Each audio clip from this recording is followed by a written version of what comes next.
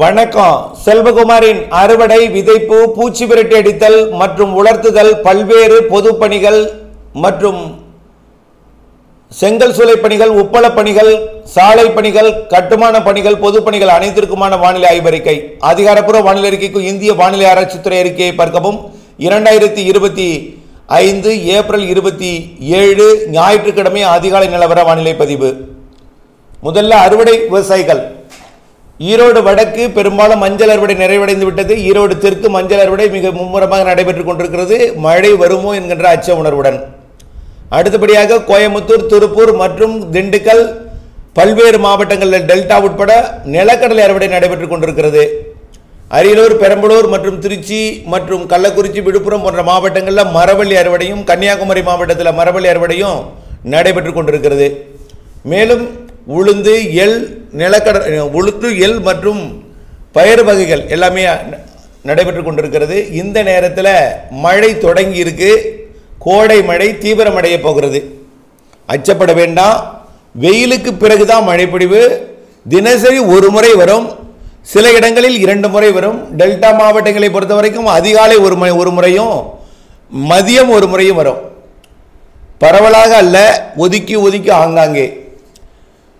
தென் மாவட்டங்களில் மட்டும் பெய்து கொண்டிருந்த மழை சிவகங்கை, புதுக்கோட்டை மற்றும் டெல்டா மாவட்டங்களுக்கும் தொடங்கும் என்று அறிவித்தபடி தொடங்கி இருக்கிறது. வரக்கூடிய நாட்களில் கோயம்புத்தூர், திருப்பூர், நீலகிரி மாவட்டத்திற்கும், அதனையடுத்து ஈரோடு, கரூர் மற்றும் சேலம், கிருஷ்ணகிரி, தருமபுரிக்கெல்லாம் 1ஆம் தேதிக்குள்ளும், இன்னும் வடகடலோர மாவட்டங்களுக்கு அடுத்தடுத்த நாட்களில் தொடங்கி மே முதல் வாரத்தில் எல்லா மாவட்டங்களுக்குமே மழை இருக்கும். ஆனால் வெயிலுக்கு பிறகுதான்.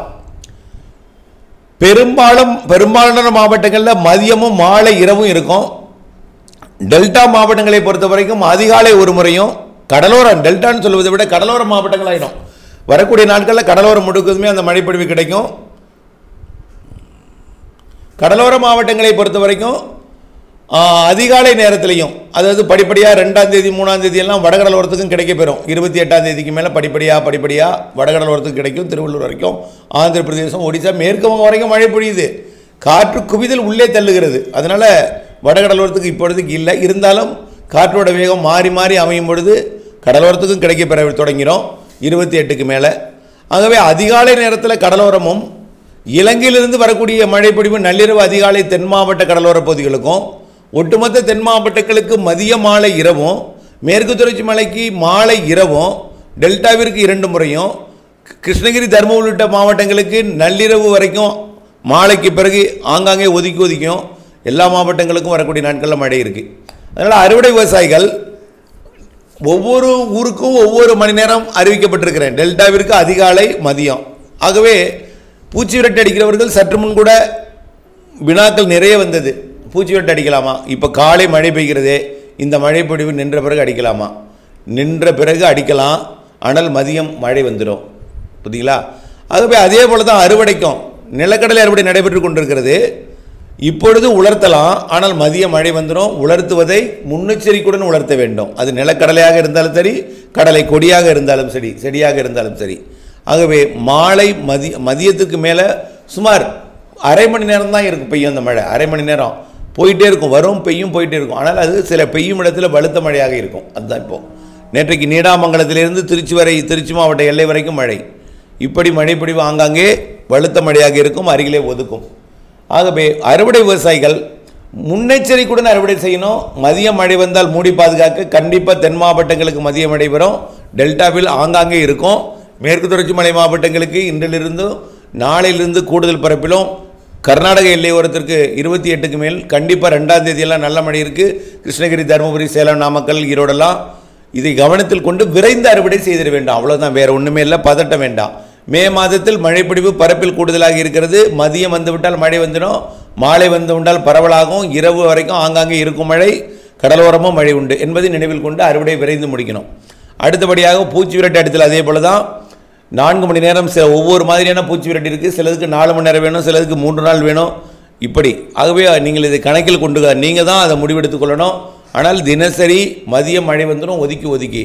இன்றைக்கு வடகடலோரம் கிடையாது, நாளையிலிருந்து அல்லது நாளை மறுநாளிலிருந்து இருக்கலாம். கண்டிப்பாக 28ஆம் தேதிக்கு மேலே பரவலாகும் என்பதை நினைவு கொள்ளுங்கள். நாளையிலிருந்து ஆகவே எல்லாத்துக்கும் திட்டம் வகுத்துக் கொள்ள வேண்டும். பூச்சி விரட்டு அடித்தல், உலர்த்துதலுக்கும் அதே போல தான். உலர்த்தும் போது மதியம் டெல்டாவிற்கு தென் மாவட்டங்களுக்கெல்லாம் மழை இருக்குது என்பதை நினைவில் கொண்டு உலர்த்தி முன்னெச்சரிக்கையுடன் மூடி பாதுகாக்கிறதுக்கு கைவசம் தார்பால் வச்சுக்கணும். இல்லாட்டியும் விரிந்து அதை சேமித்து மூடி பாதுகாக்கிறதுக்கு எச்சரிக்கை உடனோடு இருக்கணும். இவ்வளவுதான். அடுத்தபடியாக பார்த்தீங்கன்னா செங்கல் சூளை பணிகள். செங்கல் சூளை பணிகளை பொறுத்த வரைக்கும் தினசரி மழை உண்டுங்க. நீங்கள் செங்கலுக்கு தீயிடலாம், செங்கல் கட் பண்ணலாம் அப்படிங்கிற வாய்ப்பு என்பது மிக குறைவு தான்.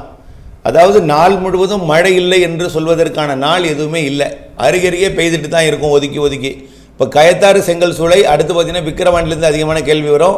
அடுத்தபடியாக பார்த்தீங்கன்னா திருக்காட்டுப்பள்ளியிலிருந்து, அடுத்தபடியாக வலங்கிமான் மற்றும் குடவாசல் பகுதியிலிருந்து, இந்த பகுதிகளுக்கு எல்லாமே சொல்வது ஒன்றே ஒன்று தான், மதியம் மழை உண்டு, மாலை வாய்ப்பில்லை, அதிகாலையில் ஒரு முறை மழை உண்டு.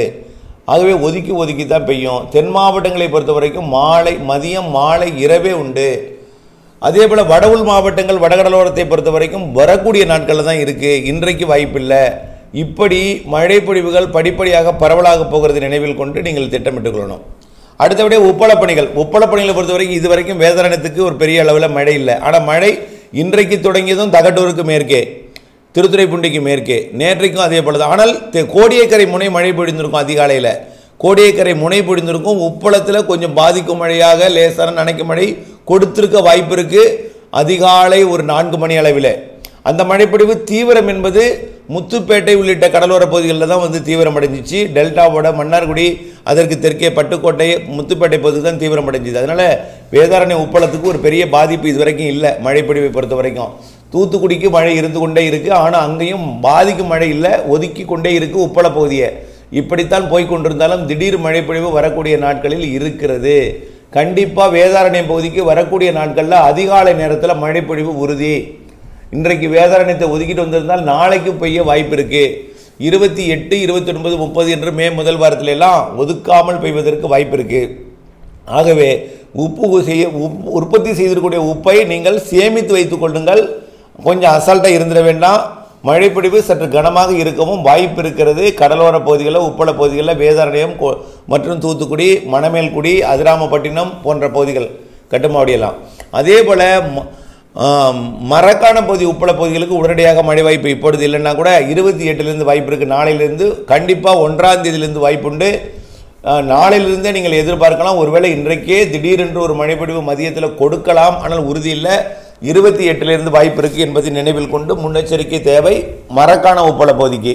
ஆனால் பெரிய அளவிலே பாதிக்கும் மழை இல்லைன்னா கூட கடந்த ஒரு நாள் சென்னைக்கு ஆந்திர பகுதியிலிருந்து வந்த மழைப்பொழிவு பழவேற்காடு உப்பள பகுதியை பாதித்தது. சென்னைக்கும் 5 சென்டிமீட்டர்லேருந்து 16 சென்டிமீட்டர் வரைக்கும் மழைப்பொழிவை கொடுத்தது. அதையும் தாண்டி அது மரக்காணம் வரைக்கும் வந்து செயலிழந்தது. இதுபோல் மழைப்பொழிவு திடீரென்று வடகடலோரத்திற்கும் கொடுப்பதற்கு வாய்ப்பு இருக்கிறது என்பதை நினைவில் கொள்ளுங்கள். அது முதல் வாரத்தில் அமையும் என்று எதிர்பார்க்கிறேன். ஆகவே அறுவடை, விதைப்பு, அனைத்து பணிகளும். அதே போல் சாலை பணிகள்.